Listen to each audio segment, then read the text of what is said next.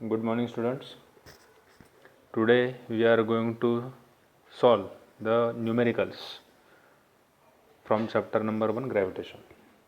So here is in front of you the first numerical is given. Now I am going to read the numerical. You listen carefully. An object takes 5 seconds to reach the ground from a height of 5 meter on a planet. What is the value of g on the planet? तर आता एक लक्षात ठेवायचं आहे, कुठलाही problem जर solve करायचा असेल तर तो प्रॉब्लेम तुम्हाला काय तो कळायला पाहिजे. प्रॉब्लेम जर कळाला तर त्या प्रॉब्लेमचे गिवन आपल्याला लिहिता येतील. सो सर्वात अगोदर गिवन लिहायचे. Given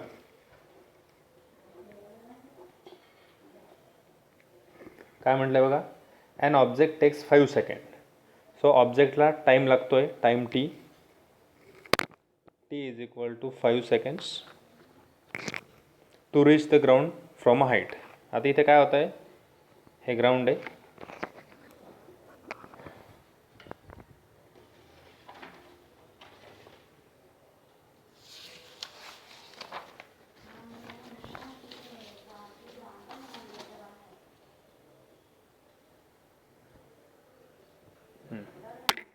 ground okay. ऑब्जेक्ट इथे हाईटवरती आहे. दिस इज ऑब्जेक्ट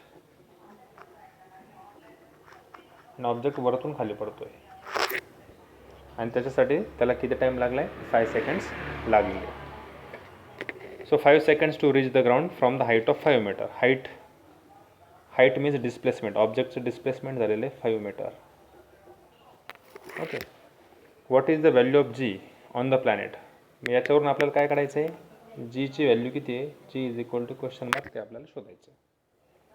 पण एक लक्षात ठेवायचं, जेव्हा ऑब्जेक्ट वरतून खाली पडतो त्यावेळेस त्याची इनिशियल व्हेलॉसिटी जी असते यू, ती असते 0. सो गिवनमध्ये यू इज इक्वल टू 0 घ्यायचं आहे. फॉर्म्युला न्यूटनचे जे 3 लॉज आहे त्याच्यापैकी न्यूटनचा तो सेकंड लॉ वापरायचा आहे. S is equal to U T plus half G T square. Therefore S किती आहे, एस 5 मीटर आहे, यू किती आहे 0 आहे, प्लस हाफ जीची व्हॅल्यू आपल्याला काढायचीच आहे, तो तसाच ठेवा, इंटू टी स्क्वेअर. टी किती आहे 5 सेकंड्स आहे, त्याचा स्क्वेअर घ्यायचा. सो इथे किती उरेल 5 इज इक्वल टू 0. आता पहिली टर्म सोडून द्या, दुसऱ्या टर्ममध्ये काय होतं, जी बाजूला घेतो मी, हा 1/2, 5चा स्क्वेअर किती येतो 25 येतो. ओके. आता आपण असंही करू शकतो, याला ह्या ठिकाणी 5 1 5, 5 5 25. ओके. सो इकडे शिल्लक राहील 1, इथे राहील g into 5/2. Therefore g is equal to किती होईल, ही जी टर्म आहे 5/2 ती LHSला पाठवा, म्हणजे ती होईल 2/5. आणि 2/5 म्हणजे किती असतो 0.4 असतो. 0.4 ही ग्रॅव्हिटेशन आहे, ग्रॅव्हिटेशनल ॲक्सेलरेशन, म्हणून त्याची युनिट येईल metre per second square. 0.4 metre per second square. आता दुसरा प्रॉब्लेम बघू आपण.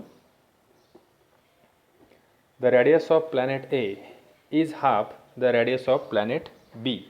म्हणजे आपल्याला इकडे 2 प्लॅनेट दिलेले, प्लॅनेट ए आणि प्लॅनेट बी. आपण गिवन लिहून घेऊ लगेच. Given planet A, planet B. Okay. काय म्हटलं आहे, काय म्हणते बघा, radius of planet A is half the radius of planet B. म्हणजे एची जी रेडियस आहे, प्लॅनेट एची रेडियस, ती बीच्या हाफ आहे. मग आता आपण असं करू, रेडियस प्लॅनेट एची जी रेडियस आहे त्याला मी RA म्हणतो, RA. आणि RA किती आहे, RBच्या हाफ आहे, म्हणून ते होईल RB/2. याच्या रेडियसला म्हणा radius is equal to RB. Okay. If the mass of A is MA, planet A चा mass आहे, mass is equal to capital M suffix A. What must be the mass of B? म्हणजे planet B चा mass किती, MB किती ते आपल्याला शोधायचे. So that the value of G on B is half that of its value of A on A. म्हणजे G ची जी value, G म्हणजे ॲक्सेलरेशन ड्यू टू ग्रॅव्हिटी, याची व्हॅल्यू काय होते, इकडे प्लॅनेट ए साठी त्याला आपण असं म्हणू ॲक्सेलरेशन ड्यू टू ग्रॅव्हिटी, याच्यासाठी किती आहे त्याला आपण GA म्हणणार, GA. ओके. आणि इकडे जी आहे ॲक्सेलरेशन ड्यू टू ग्रॅव्हिटी, ला आपण GB म्हणू.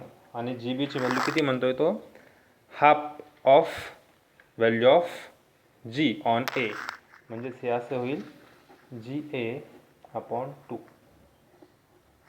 GA अपॉन 2 राहील. ओके. आता काय करू, आपण Gचा फॉर्म्युला लिहून घेऊ, ॲक्सेलरेशन ड्यू टू ग्रॅव्हिटीचा फॉर्म्युला. काय फॉर्म्युला आपला, small g is equal to capital G capital M upon capital R square. हा आपला मेन फॉर्म्युला आहे.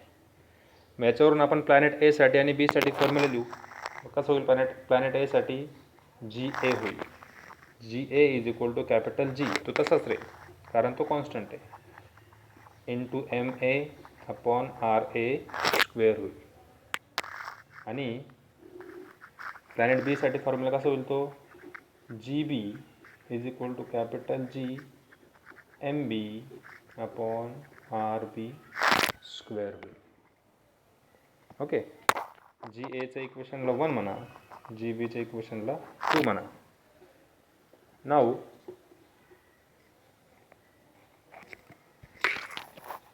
Divide equation 2 by equation 1. Equation 2ला काय करा, इक्वेशन 1ने डिवाइड करा. मग कसं होईल ते इक्वेशन, GB अपॉन GA. GBची व्हॅल्यू काय आहे, GMB upon RB square upon GAची व्हॅल्यू, GAचा फॉर्म्युला आहे GMA अपॉन RA चा स्क्वेअर. जे सारखंच दिसतंय, G सारखाच आहे, कॅन्सल करून टाका आणि याला अरेंज करा. हे कसं दिसेल, MB अपॉन RB स्क्वेअर, आणि खालची जी टर्म ती वरती पाठवल्यावर उलटी होऊन जाते, तर ते असं होईल RA स्क्वेअर अपॉन MA. फक्त याला लिहिताना थोडंसं असं करू, मासच्या टर्म एका बाजूला आणि रॅडियसच्या टर्म एका बाजूला अशा पद्धतीने लिहू. सो तो होईल MB upon MA into RA square upon RB square, ह्या पद्धतीने. देअरफॉर आता GB किती बघा, GB दिला आहे GA अपॉन 2, तो टाका इथे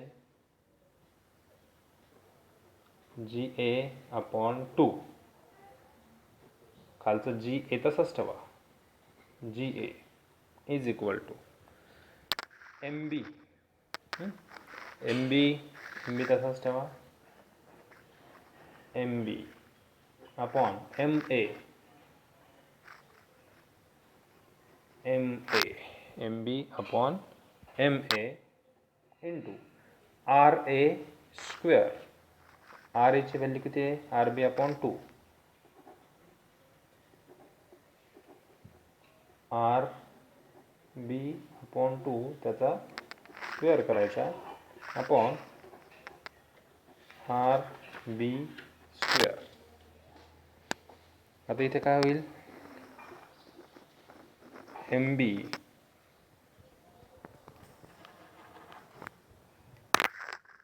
अपॉन MA तसंच राहील इंटू RBचा स्क्वेअर, म्हणजे काय होईल तो RB स्क्वेअर अपॉन जो 2 आहे, 2चा स्क्वेअर 4 होईल आणि तो खाली घेऊन टाका, तो होईल 4 RB स्क्वेअर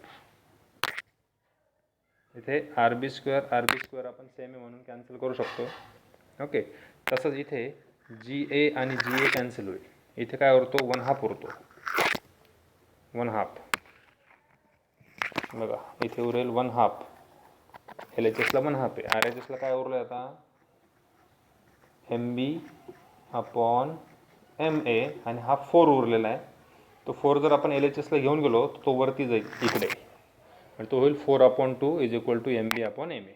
ओके, मग त्या डिवाइड करा. 2 1 जार 2, 2 2 जार 4.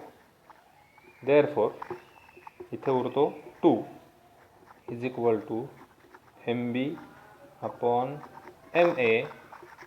देअरफॉर मग MB = किती होईल, MB = खालचा MA LHSला जाईल आणि 2ला मल्टिप्लाय होईल, सो तो ट्वाईस MA होईल. याच्यावरून आपण काय म्हणू शकतो की प्लॅनेट बीचं जे मास आहे म्हणजे MB हे प्लॅनेट एच्या मासच्या डबल आहे, 2 times of MA.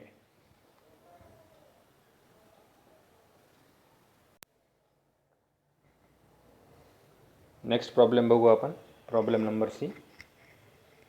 The mass and weight of an object on earth are 5 kilogram and 49 Newton. अर्थवरती एका ऑब्जेक्टचं मास आणि त्याचं वेट दिलेलं आहे. मग आपण गिव्हनमध्ये लिहून घेऊ. गिव्हन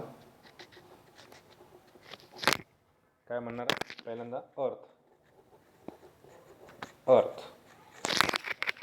अर्थसाठी मास, त्या ऑब्जेक्टचं मास किती, अर्थवरती 5 किलोग्रॅम आणि वेट दिलेले. आता इथे हा जो मास आहे त्याला अर्थवरती आहे ना म्हणून त्याला ME म्हणा, आणि हे जे वेट आहे त्याला WE म्हणा. So weight on earth, mass on earth. Weight किती दिलेलं आहे, 49 न्यूटन दिलेलं आहे.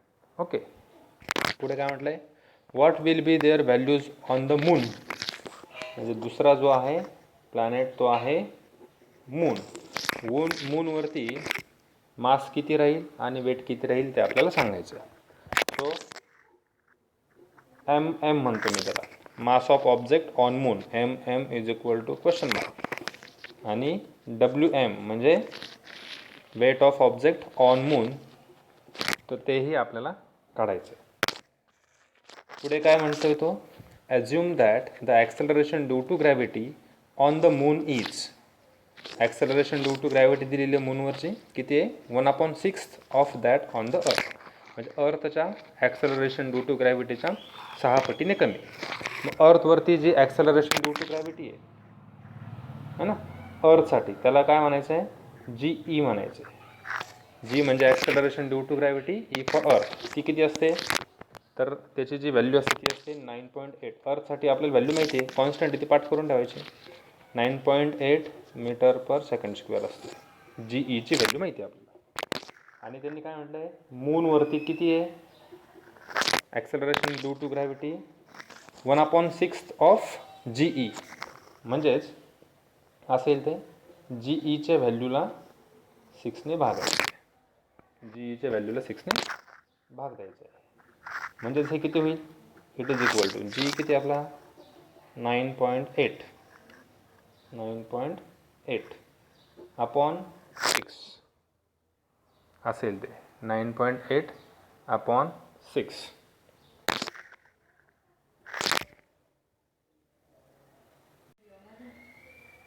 आणि याची जी व्हॅल्यू येते 9.8/6 जर केलं तर त्याचं आन्सर येतं 1.63 मीटर/सेकंड² GM. ओके, तर आता आपण ऑलरेडी शिकलो आहे की मास, एखाद्या ऑब्जेक्टचं मास कधीच बदलत नाही. मग तो अर्थवरती असू द्या किंवा मूनवरती असू द्या, मास हे नेहमी कसं असतं, सेमच असतं. म्हणून आपण काय म्हणणार, mass is same everywhere. Mass is same everywhere. Therefore, mass of object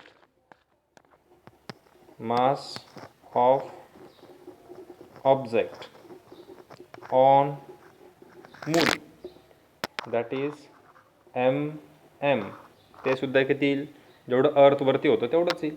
अर्थवरती मास किती होतं 5 किलोग्राम. सो मूनवरती सुद्धा त्या ऑब्जेक्टचं मास किती येईल 5 किलोग्राम असेल. Is that clear? Now we will find out weight. आता वेटचा फॉर्म्युला काय असतो? वेटचा फॉर्म्युला आहे W is equal to mg. आपल्याला वेट कुठलं शोधायचं आहे? आपण मास शोधला, आता शोधायचं वेट मूनवरचं. ओके, मग ह्याच फॉर्म्युलाला WM साठी मॉडिफाय करायचं. कसं येईल तो फॉर्म्युला? WM म्हणजे मूनसाठी इज इक्वल टू कसं येईल तो MM इंटू GM असं येईल तो. WM is equal to MM into GM. टाकायचं व्हॅल्यू. MM मास किती आहे मूनवरती 5 होतं. GMची व्हॅल्यू किती आलेली आहे 1.63 आलेली आहे. दोघांचा जर गुणाकार घेतला तर त्याची व्हॅल्यू होते 8.16. ही WMची व्हॅल्यू आहे. आणि वेट हा एक फोर्स असतो, त्याचं युनिट असते न्यूटन. सो त्या ऑब्जेक्टचं वेट मूनवरती 8.16 न्यूटन इतकं भरतं. आता तुमचं लक्षात येईल अर्थवरती त्याचं वेट होतं 49 न्यूटन, मूनवरती भरलं 8.16 न्यूटन. तर हे 49च्या जवळजवळ 6 पटीनं कमी आहे. का 6 पटीने कमी झालं? तर त्याचं कारण असं आहे मूनवरती ॲक्सेलरेशन ड्यू टू ग्रॅव्हिटीची व्हॅल्यू 6 पटीने कमी आहे, म्हणून वेटसुद्धा 6 पटीने कमी भरतं. ठीक आहे. पुढचा प्रॉब्लेम बघायचा आहे. An object thrown vertically upward reaches a height of 500 metre. आता इथे काय केस आहे? ऑब्जेक्ट खालून वरती चालला आहे. हे ग्राउंड आहे. ग्राउंड ऑब्जेक्ट इथे आणि तो खालून वरती चालला आहे, मीन्स व्हर्टिकल अपवर्ड डायरेक्शनने तो चाललेला आहे. आणि किती हाईटला पोचतो आहे 500 मीटरवरती. तर इथे पोचेल तो थोड्या वेळाने. ओके, तर ही हाईट होईल S is equal to 500 metre. एवढी ती हाईट असणार, इथे पोचणार आहे तो. Okay, object. What was its initial velocity. तर त्याची इनिशियल व्हॅलॉसिटी काय असेल ते आपल्याला काढायचं आहे. तर आपण आता काय करू, साईड बाय साईड गिवन लिहून घेऊ. गिवन काय म्हणतोय, ऑब्जेक्ट किती हाईटला जाणार आहे 500 मीटर. सो डिस्प्लेसमेंट होणार आहे ऑब्जेक्टचं 500 मीटर. पुढे काय म्हटलं आहे, त्याची इनिशियल व्हॅलॉसिटी 0 आहे. इनिशियल व्हॅलॉसिटी म्हणजे what was its initial velocity. आता इनिशियल व्हॅलॉसिटी म्हणजे यू आपल्याला काढायचं आहे. U is equal to question mark. Okay, पुढे काय म्हणतोय, how long will the object takes to come back to the earth. आता हा ऑब्जेक्ट खालून वरती जाईल आणि वरतून परत खाली येईल. तर जाऊन आणि येण्यासाठी त्याला टोटल किती टाईम लागला, किती वेळ लागला, तो टाईम आपल्याला काढायचा आहे. Total time is equal to question mark. आता एक लक्षात ठेवायचं आहे, जेव्हा ऑब्जेक्ट खालून वरती जात असतो त्याला त्याची जी फायनल व्हॅलॉसिटी असते ती मात्र 0 असते, 0 मीटर पर सेकंड. म्हणजे खालून फेकला ऑब्जेक्ट, त्याला इनिशियल व्हॅलॉसिटी आहे काहीतरी, मग तो वरती जातो. वर जाताना त्याची व्हॅलॉसिटी कमी होत जाते आणि जेव्हा जो टॉपला पोचतो, जिथून तो खाली पडणार आहे आता, तर त्या ठिकाणी त्याची फायनल व्हॅलॉसिटी जी असते ती 0 झालेली असते. सो या प्रॉब्लेममध्ये आपल्याला डिस्प्लेसमेंट S दिलेलं आहे, फायनल व्हॅलॉसिटी 0 आहे. त्यानंतर ॲझ्युममध्ये त्यांनी G पण घ्यायला लावलं बघा. G acceleration due to gravity ती किती आहे 10 मीटर पर सेकंड स्क्वेअर. त्यानंतर इनिशियल व्हॅलॉसिटी काढायची आहे आणि टोटल टाईम किती लागला तो टाईम पण आपल्याला काढायचा आहे. परत एकदा हा जो प्रॉब्लेम आहे तो न्यूटन्स लॉज ऑफ मोशनवरती डिपेंड आहे. तर कुठला फॉर्म्युला वापरावा लागेल बघा. फॉर्म्युला तिसरा जो फॉर्म्युला आहे v² is equal to u² plus twice ASचा फॉर्म्युला, तो वापरायचा. फक्त आता इथे ऑब्जेक्ट खालून वर चालला आहे म्हणून या ठिकाणी आपण फॉर्म्युला थोडासा मॉडिफाय करणार आहे. फॉर्म्युला असा असणार आहे v² is equal to u square minus 2GS हा तो फॉर्म्युला असणार. का मायनस? कारण ऑब्जेक्ट ग्रॅव्हिटेशनल फोर्सच्या अपोजिट डायरेक्शनने चाललेला आहे, म्हणून या ठिकाणी मायनसचं साईन येणार आहे. आणि ऑब्जेक्ट ज्यावेळेस खालून वरती जातो तर त्याचं ॲक्सेलरेशन निगेटिव्ह असतं, म्हणून ते मायनस साईन या ठिकाणी आपल्याला दाखवावं लागतं. टाका व्हॅल्यू या फॉर्म्युलात. व्ही किती आहे? 0 आहे.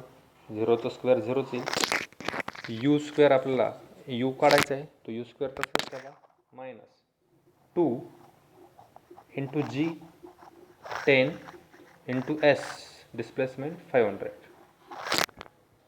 ओके. देअरफॉर आता याला काय करा, यू स्क्वेअर ही मायनसची टर्म जर एल एच एसला घेतली तर ती प्लस होते, म्हणजे इकडे उरेल यू स्क्वेअर आणि दुसऱ्या साईडला ही प्लस होऊन जाईल सगळी टर्म. मायनसचं साईन निघून जाईल आणि प्लस केल्यावरती किती होतं? 500 गुणिले 10 म्हणजे 5000. 5000 गुणिले 2 म्हणजे 10,000. 10,000 होते. यू स्क्वेअरची व्हॅल्यू एवढी होते, 10,000. ह्याच 10,000ला मी असंही लिहू शकतो 100 इंटू 100, कारण 100 इंटू 100 म्हणजे किती असतो? 10,000 असतो.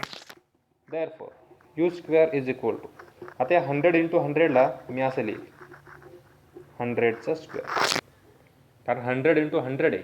ए इंटू ए म्हणजे एचा स्क्वेअर होतो, तर 100 इंटू 100 म्हणजे 100चा स्क्वेअर होईल. ओके. सो यू स्क्वेअरची व्हॅल्यू झाली 100चा स्क्वेअर. त्याच्यावरून मी यूची व्हॅल्यू लिहिल. यू इज इक्वल टू किती मग? 100. दिस इज इनिशियल व्हॅलोसिटी. व्हॅलोसिटी आहे म्हणून त्याला युनिट राहील metre per second. So initial velocity मिळाली. एवढ्या स्पीडने आपण त्या ऑब्जेक्टला फेकतोय 100 मीटर पर सेकंडच्या स्पीडने. आता आपल्याला टोटल टाईम काढायचा आहे. मग टाईम कसा काढणार? बघा, to find time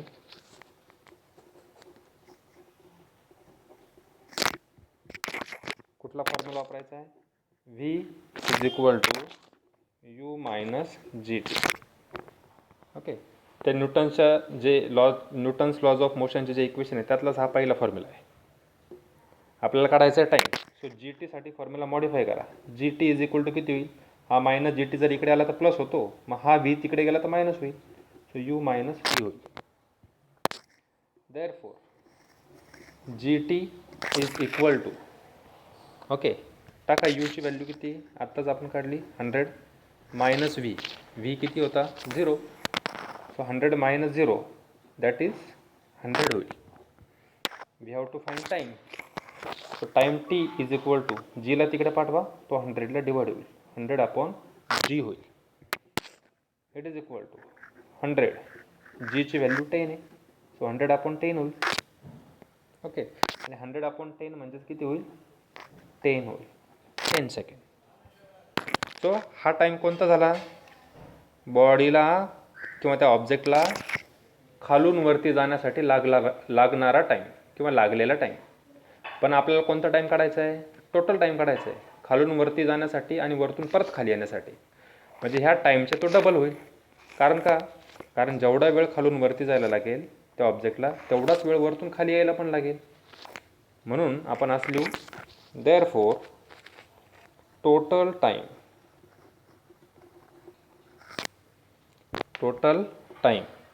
is equal to 10 second into 2,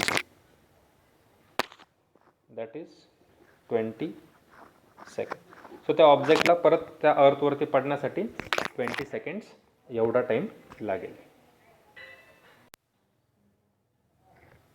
पुढचा प्रॉब्लेम बघायचा.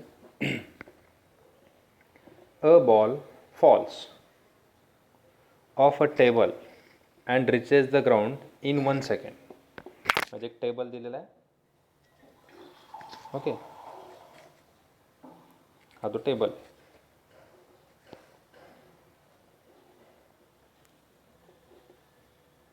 असं टेबल आहे आणि तो बॉल काय होतोय?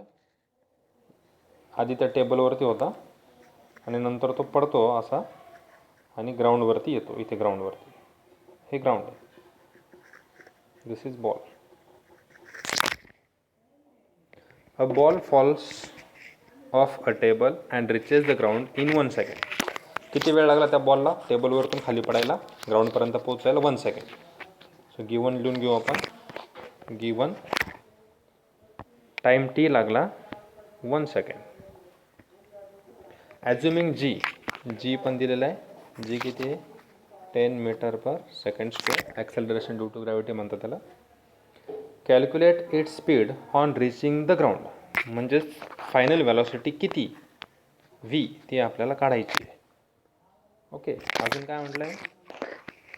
And height of the table. टेबलची हाईट म्हणजेच त्या बॉलचं झालेलं डिस्प्लेसमेंट म्हणजेच एस, तोही आपल्याला काढायचा.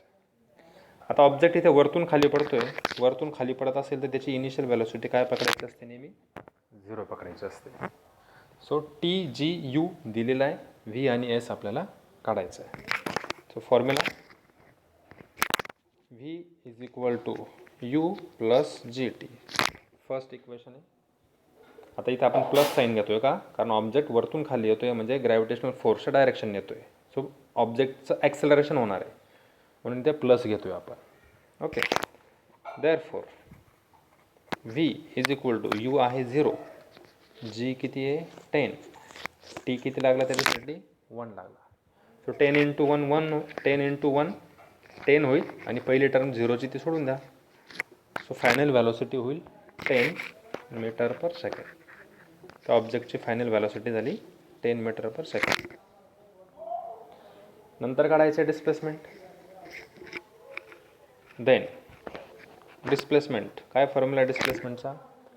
S is equal to U T plus half G T square. Okay. आपल्याला एस काढायचं आहे. मॉडिफिकेशनची गरज नाही आहे. यूची व्हॅल्यू 0ची आहे म्हणजे पहिली टर्म 0 होऊन जाईल. प्लस 1/2 जी किती आहे 10 आहे इंटू टीचा स्क्वेअर. टीचा स्क्वेअर म्हणजे 1चा स्क्वेअर.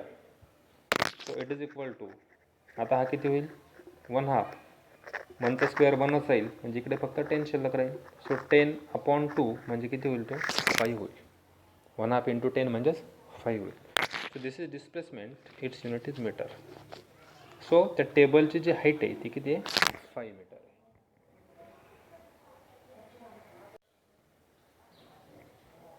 ओके. हा शेवटचा प्रॉब्लेम काय म्हणतो बघा. The masses of the earth and moon are 6 × 10⁻24 kg and 7.4 × 10⁻22 kg. तर हे पहिलं अर्थचं मास आहे आणि हे दुसरं मूनचं मास आहे. गिवन लिहून घेऊ आपण. गिवन मास ऑफ अर्थ म्हणजे एम ई किती आहे 6 × 10⁻24 किलोग्राम. तसंच mass of moon M M ते दिलेले आहे 7.4 × 10⁻22 किलोग्राम. बघा दोघं व्हॅल्यूमध्ये काय फरक आहे? अर्थचा मासला 10⁻24 आहे, मूनच्या मासला 10⁻22 आहे. तर 24 ही मोठी व्हॅल्यू आहे म्हणजे अर्थचा मास जास्त आहे, मूनचा मास कमी आहे. Respectively the distance between them is, अर्थ आणि मून याच्यामधलं डिस्टन्स दिलेलं आहे. डिस्टन्सला आर म्हणा. किती डिस्टन्स ते 3.84 × 10⁻5 किलोमीटर इतकं डिस्टन्स आहे.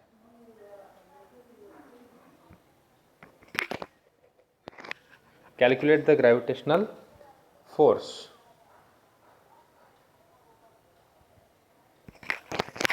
एक मिनिट. तर आर दिलेला आहे 3.84 × 10⁻5 किलोमीटर. आता काय करा, या किलोमीटरला कन्वर्ट करा मीटरमध्ये. तर हा किती होईल मग 3.84 × 10⁻5. किलो म्हणजे किती असतो 10⁻3 असतो आणि हा मीटर शिल्लक तसाच राहील. म्हणजेच ही असली त्याला आपल्याला 3.84 × 10⁻5 आणि 10⁻3 म्हणजेच 10⁻2 किती होतो 5 + 3 8 होतो. 10⁻8 मीटर होतो तो. ही झाली आर म्हणजे दोघांच्या मधल्या डिस्टन्सची value. Distance between earth and moon. ठीक आहे. पुढे काय करायचं आहे? Calculate the gravitational force of attraction, gravitational force of attraction आपण एफने दाखवतो. एफ आपल्याला करायचं आहे. यूज कॅपिटल जीची व्हॅल्यू दिली आहे, किती आहे 6.7 इंटू 10⁻11 न्यूटन मीटर स्क्वेअर पर kg/2. ठीक आहे. आता हा प्रॉब्लेम कसा सॉल्व करायचा बघा. याच्यासाठी आपल्याला न्यूटन्स लॉ ऑफ ग्रॅव्हिटेशनचा फॉर्म्युला वापरावा लागेल. काय असतो तो फॉर्म्युला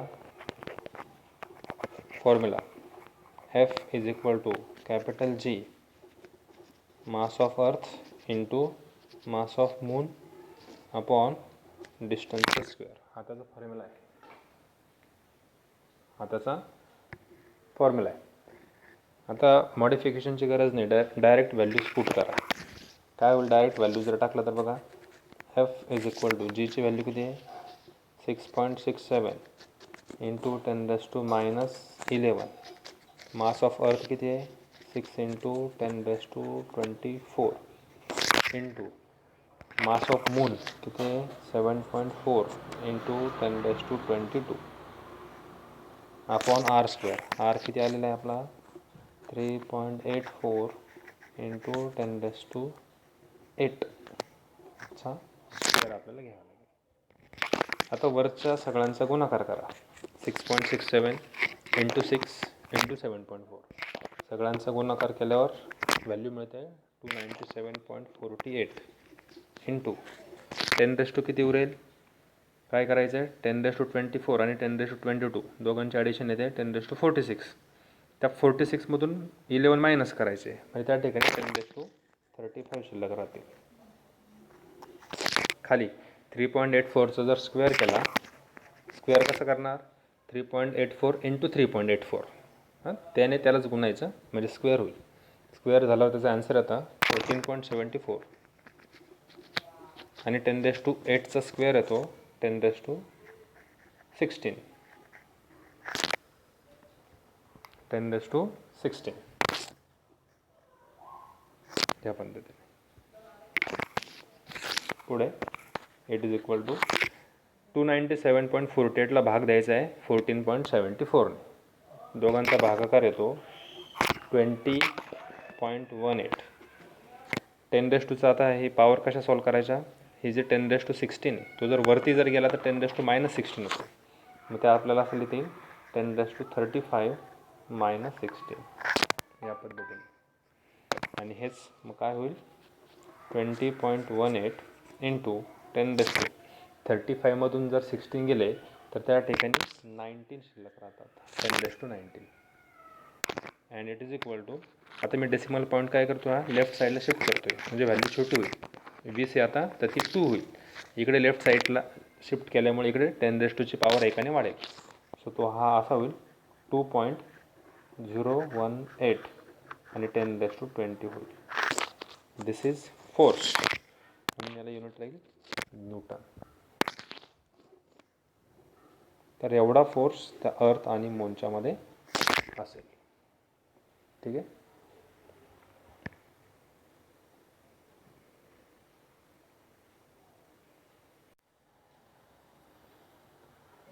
विद्यार्थी मित्रांनो, आता जो आपण एफ नंबरचा प्रॉब्लेम सॉल्व केला, ज्याच्यामध्ये आपण ग्रॅव्हिटेशनल फोर्स काढला एफची व्हॅल्यू, तो जर तुम्हाला कळाला असेल तर त्याच्यानुसार आपल्याला जी नंबरचा प्रॉब्लेम पण सॉल्व करता येईल. तिथे आपल्याला न्यूटन्स लॉचाच फॉर्म्युला वापरायचा आहे. फक्त त्या फॉर्म्युलाला आपल्याला मॉडिफाय करावं लागेल.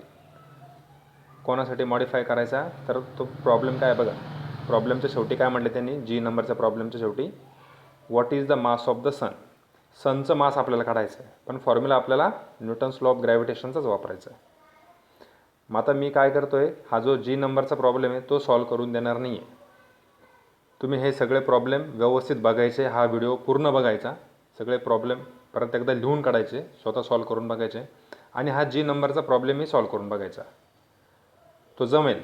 आणि समजा नाही जमला तर मग मला तुम्ही तसा कळवायचं आहे. मला व्हॉट्सअपला टाका किंवा कमेंटमध्ये जरी मला लिहून पाठवलं तरी मी या जीचा व्हिडिओ काढून मी तुम्हाला पाठवून देईन.